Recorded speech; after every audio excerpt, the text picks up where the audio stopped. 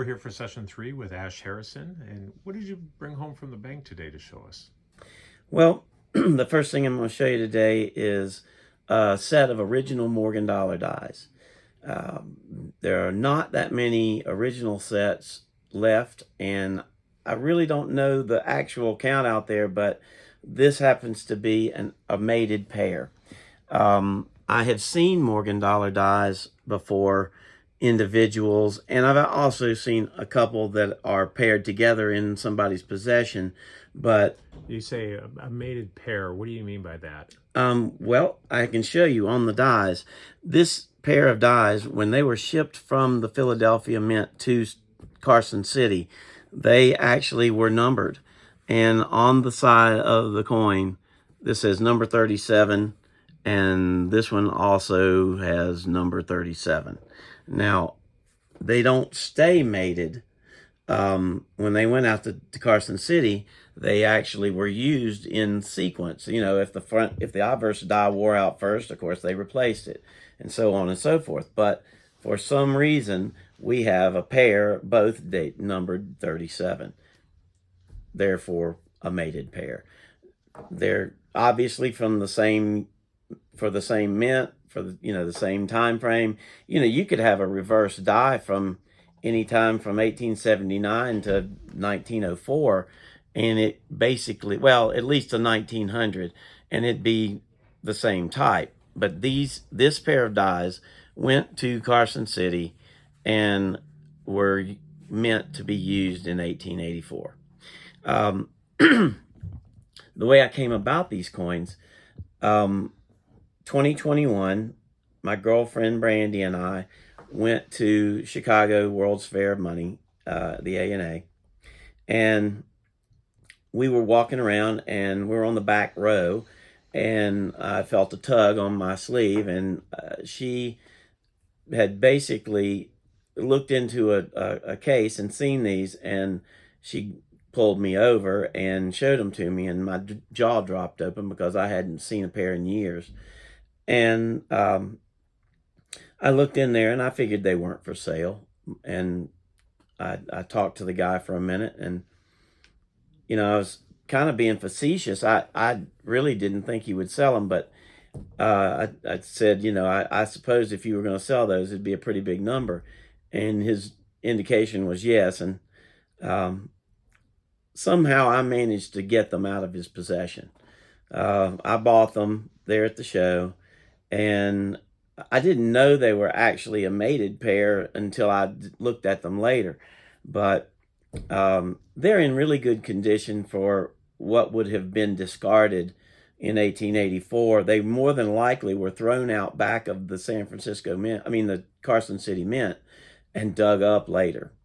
It's probably a good thing the seller didn't know they were a mated pair. It's very possible that he did not know. Might have cost you a little more money. It's possible. He had them at least 40 years himself. He said they had not really been out but a couple of times in 40 years, but he just decided for some reason to bring it to the show. And I think he just meant to display them, but you put something out, you're likely to get an offer. And I was very fortunate. Can you tell our viewers what you paid for them? Well, I can tell you that he wanted $25,000 for them. I think we managed to get him a little cheaper than that, but that's what he was asking. I really thought it was very reasonable. I don't think that this is a pair of coins that you could. I mean, if you think about it, how many can you buy? I mean, there's a lot of coins out there that are $25,000. Now, granted, not everybody's going to want a pair of dies that has a great big cancellation mark in them, but if you go around and look, see how many of them you can find without them. You can't. I mean, that's the only way you can get a die. Otherwise, it's illegal. So it has to be canceled. And, a lot of people are going to wonder what in the world, when you look at these dies, they've got these enormous marks on them, but you can't have one without it.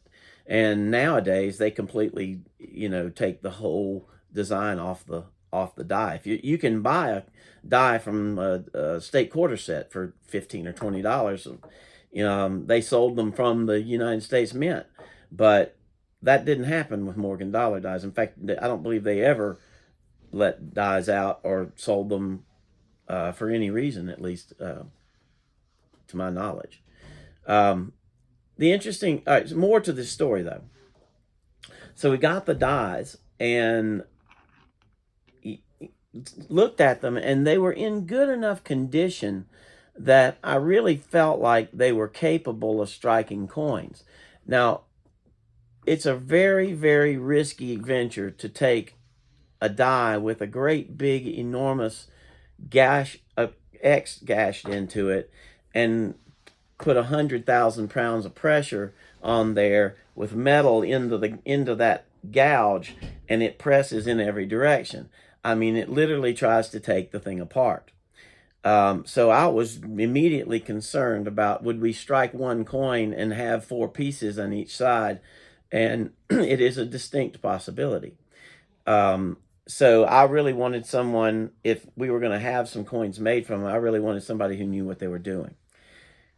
As fortune has it, there is a gentleman, Dan Carr, who has an actual press from the Denver Mint. And it is a press that he refurbished himself. Dan owns the Moonlight Mint in the Denver area, and he makes fantasy coins, and he can also do this sort of thing with the right incentive. And this, I brought this pair of dies to his attention. Actually, I had someone else bring it to his attention that knows him very well and has done this before, and talked to him about going out and making a few days of it and striking some coins.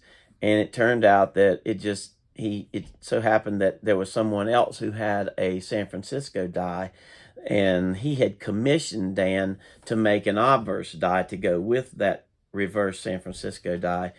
And they were going to be going out on a particular date. And so what we did was we coordinated, and we both went out there at the same time. So I took with me 100 they were Morgan dollars that we had to prepare. In order to make coins with these, we wanted to use original U.S. coins. In fact, almost all of Dan's coins that he makes that are fantasy coins are made from real U.S. coins of the same type as they are being struck. And so we took Morgan dollars and cleaned them up. And when I say clean them up, when you've got a lightly circulated, or I didn't want to take brand new mint state Morgan dollars and obliterate them. It's perfectly reasonable to take an extra fine 1921 Morgan dollar. It's still got 95% of its meat, and you could strike coins from it, and it would still look really good. But you do have to prepare them, and you need to basically get them clean. If you strike any dirt in there, it's going to look terrible. So not only did we clean them, we buffed them with wire wheels and soda ash machines, soda blasted them, so that we could prep them for striking. It also helps to have not a shine on them. It helps to have somewhat of a patina, so that when it strikes, the flat spots kind of knock out. It makes them look much more normal. So anyway, I prepared 100 coins, and Dan Carr had 100, and we had a few 1 ounce 999 fine rounds, and we had a handful of 2 ounce coins that Dan had struck for the 1921 to 2021 anniversary. So we made coins from them, and they turned out really well. And I don't know whether you wanted to shoot. Did you shoot these pictures here? No, let's go ahead and You said this was what you did first? That's what we did first. That's a 2-ounce round. The outer ring there is something that was already on the coin, and then you can see where the 1884 cc was struck on top, and that's that inner circle. You can see that the patina on that coin is quite proof-like. It's as you look at these other coins that we struck, we've got a couple more. You can see that they're starting to get more of just a brilliant look, not so proof-like, and those coins were struck on different planchets. And this 2-ounce round was, of course, not a struck coin, so it didn't have anything prior on it.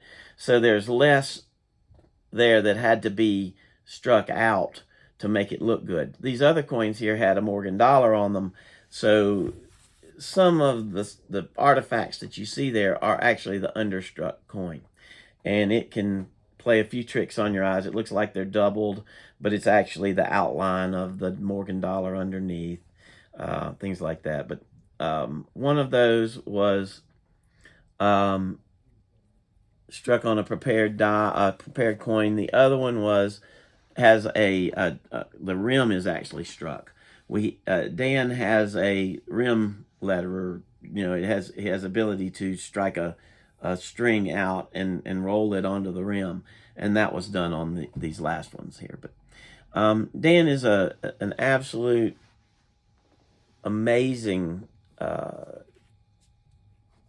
talent at working on coin, or building and making coins that are amazingly realistic. And when I say that, I mean he can make a coin, he can make a Morgan dollar that is as good as any Morgan dollar that ever came out in 1904, let's say. He has the technology to do it, and he also has the hand to do the engraving. It is an interesting process to watch, and I recommend it highly if you can ever come up with a way to make something.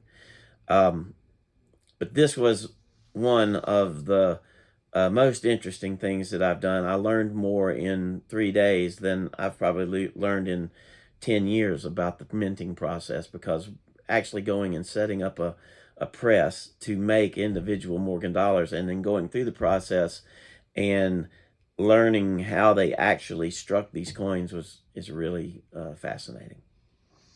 So did your heart skip a beat when he struck the first one and seeing if it was going to fall apart? Absolutely. The first couple of test strikes, he started out with something like 50,000 pounds, and we set it on multiple strikes. And so a lot of them, the first few coins that we made were struck with low pressures but multiple strikes to get the image on there.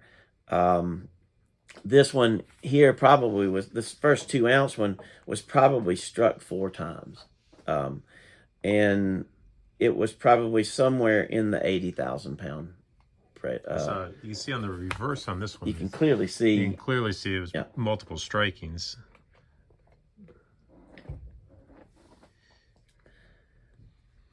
Were the other dollars, were they struck multiple times also? Most of them were struck twice. The vast majority of them were set on 2 strikes. We did have some things that you couldn't strike twice. How far up does the die rise when is it coming from 2 feet down to strike it? Or is No, it's just about 2 inches, I'd say.